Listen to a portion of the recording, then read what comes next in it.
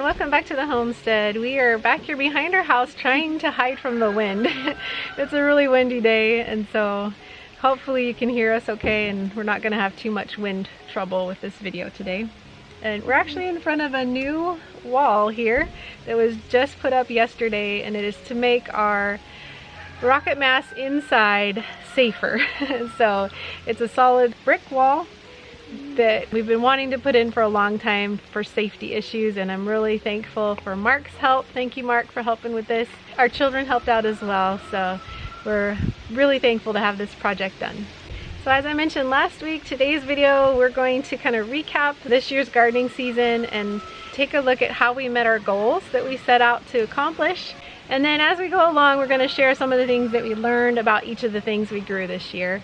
So our hope was to grow 25% of our bigger goal.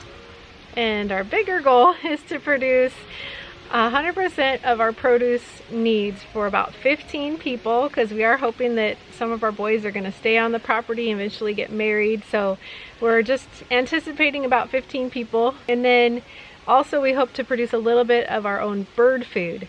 So that's a pretty big goal. So this year we just set out to produce 25% of that bigger goal. So we're going to break everything up that we grew into 3 categories. The one we start with is those things that we fell short of meeting the goal. Next we'll talk about those things that met that 25% goal. And then we'll end with the really happy things where we exceeded 25%. The first 2 things that we fell short in meeting our goal was carrots and beets. Yeah, we only got about 7 to 10% of the big goal that we had for carrots and beets, which I think we're gonna probably have to reevaluate and lower that goal a little bit, because beets and carrots just don't seem to do well in our soil. So lesson learned this year is we really need bone meal. So I think we're going to be using bone meal for those 2 crops from now on, and hopefully we'll get a better harvest from those in the future using bone meal. The next thing that we fell short on was the beans, but that's only because the muscovies ate most of our second harvest. Yeah, we shared in one of our videos how the muscovies came by and wiped out our second bush bean harvest. But nonetheless, we still did get about 28 quarts of fermented and canned green beans, so that's good. Next year, hopefully those muscovies will stay out of the garden, if we even have them by next year. We'll see.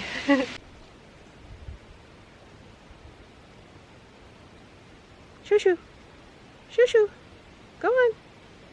Shoo shoo shoo shoo. Going out of the garden, you. Go on, shoo shoo. Shoo, fly. Just fly. Just fly. You can do it. Fly away. Fly away. Fly away!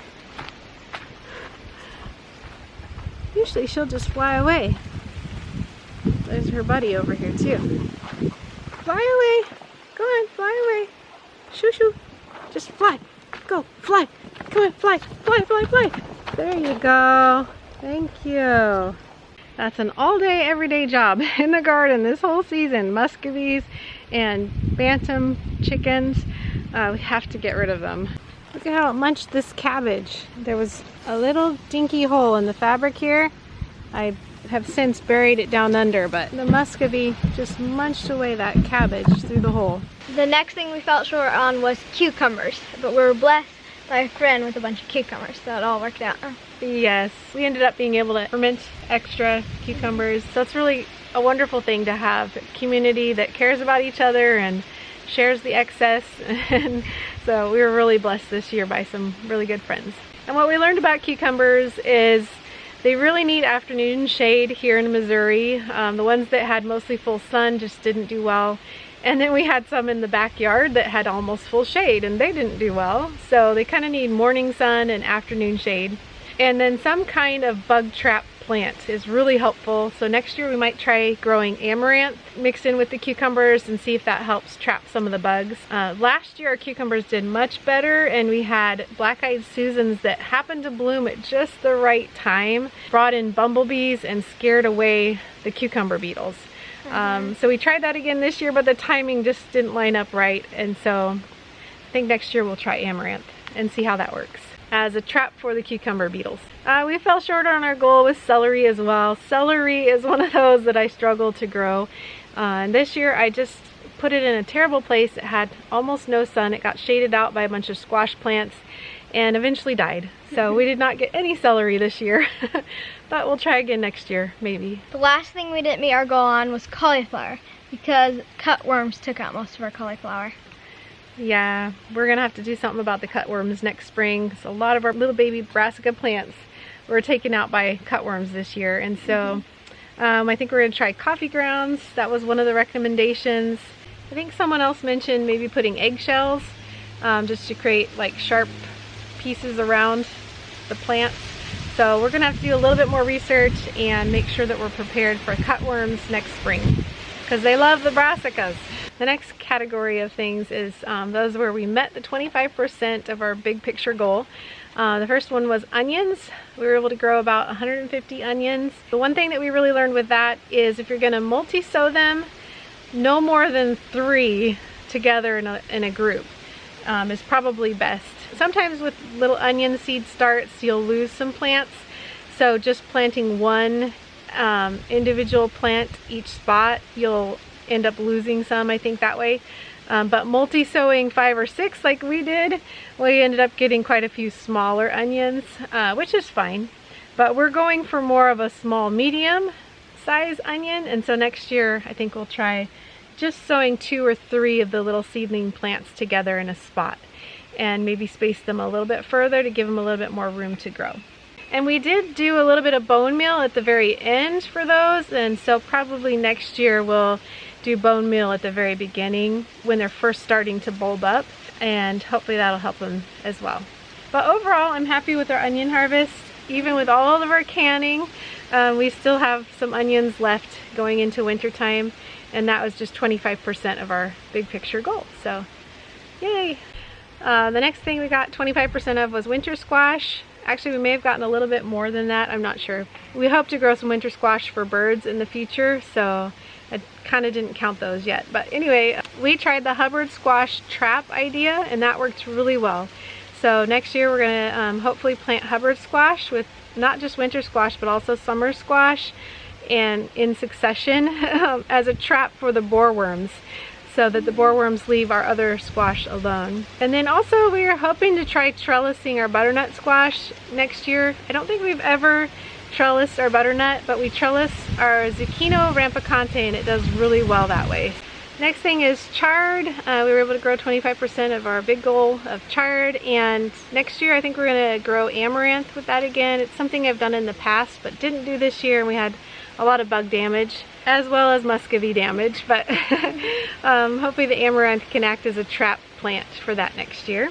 We were also able to grow 25% of our melons, although they were in a really awful bed. I think melons just need a pretty rich soil, so next year hopefully we can do better with that and get them in a place with more fresh compost and good amount of water, and have more melon next year.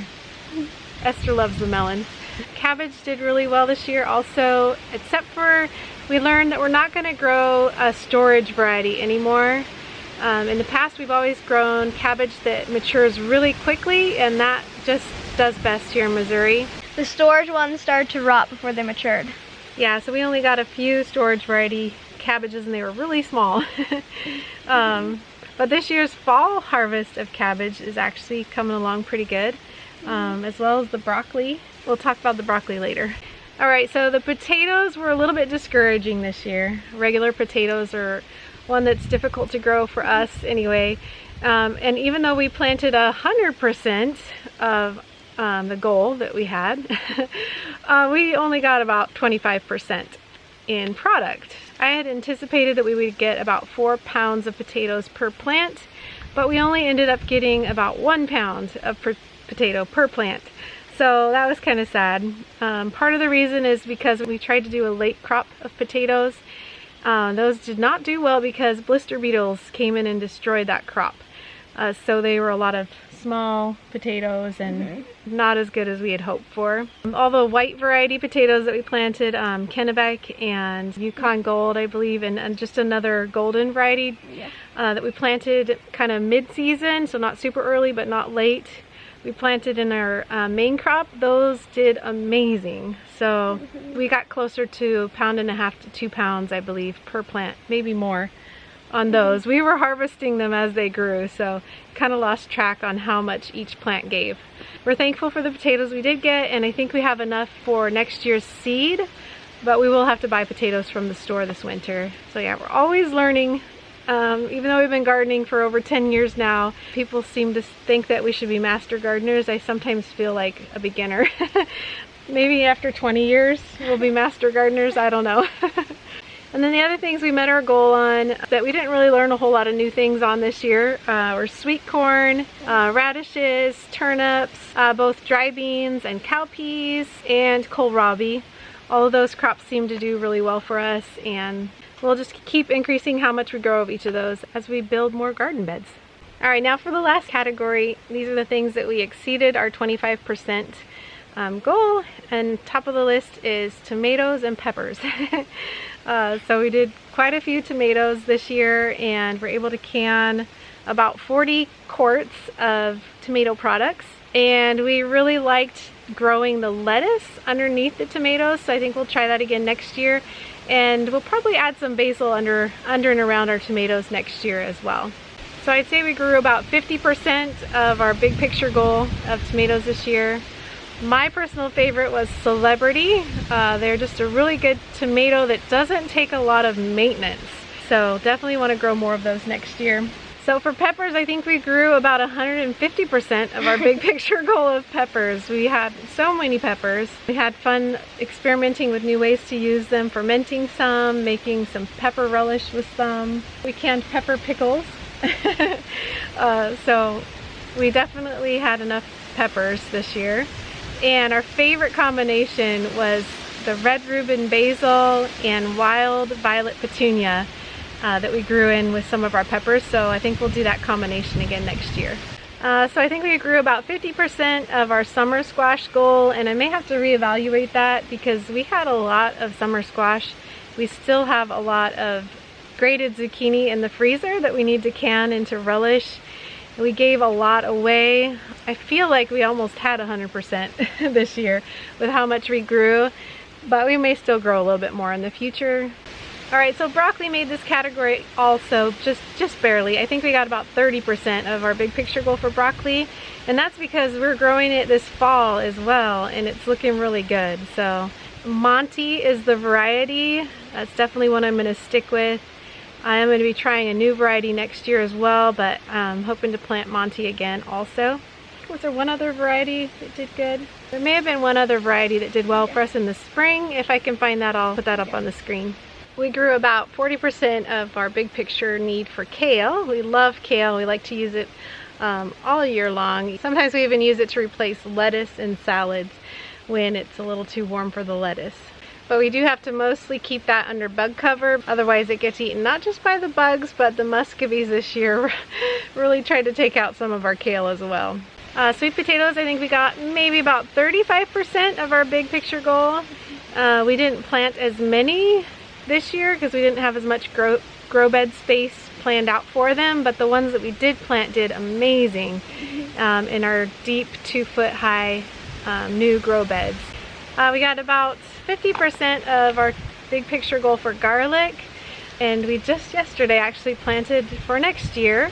And I think the thing that helped us this year is we did a little bit of a spring planting of garlic as well. It did fantastic. Somebody did comment that that garlic doesn't store as long. We did not keep it separate to test that out. But if we grow it in the spring next year, I'll probably keep that out separate, and we'll use that garlic first and use the fall planted garlic for storage. We got 100% of our basil and parsley, and we learned that we need to harvest our basil before any threat of any sort of frost. Yeah, we were gone for Sukkot when we had kind of the first really light frost, and it looked like all the basil plants survived, but then when we went to harvest them later and dry them, some of them had kind of a black spot, kind of a fungus or something on them. And I think that was because that first bit of frost started to damage the leaves. So we're gonna harvest hopefully next year in September before any chance of even a light frost, and grow probably about the same amount of basil next year as we grew this year. We use it for both cooking and for tea. The only thing I think we'll do different is make sure that they're all in a sunny location. We had a few plants that we planted were a little bit too shaded and they didn't do as well. And then the last thing was fruits.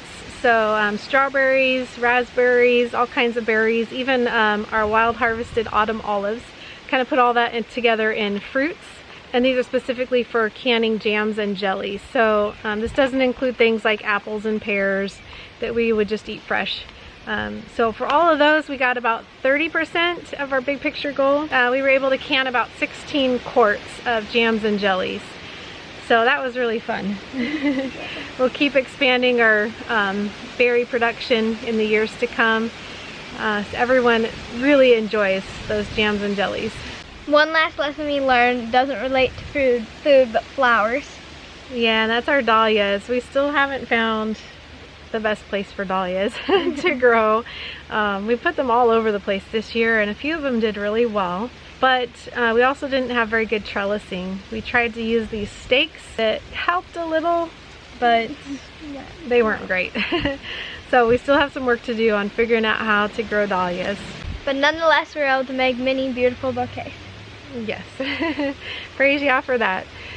We are truly thankful to our Heavenly Father for all that He's blessed us with in the gardens. It's been truly a joy for me having Esther with me, helping me along the way. She was definitely an inspiration for me with the canning this year, so thank you for that. And we look forward to spending some time this winter planning for next year's garden. If you would share in the comments below what's one thing that amazed you if you grew a garden this year, something that was above and beyond what you expected. That would be a great encouragement. So leave that in the comments below, please. Before we go today, I wanted to leave you with a couple of clips from the other day. Our family was able to go with another family to a really beautiful scenic overlook trail called Glade Top Trail. It's just south of the little town near where we live. It's the first time that our family's been there in 11 years of living here in Missouri, and I'm really thankful we got to go. It was incredibly beautiful. So I wanted to share just a little bit of that day with you.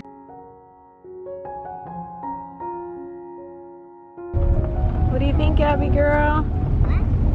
Is it beautiful?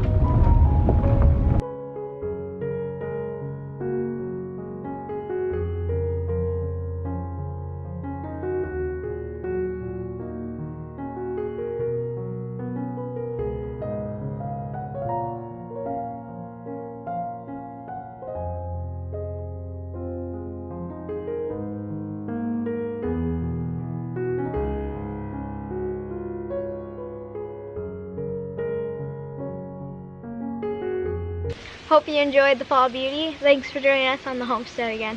And thank you as always to our patrons who make these videos possible. Until next time, we pray blessings over you and yours. And whatever you do, do it with your whole heart.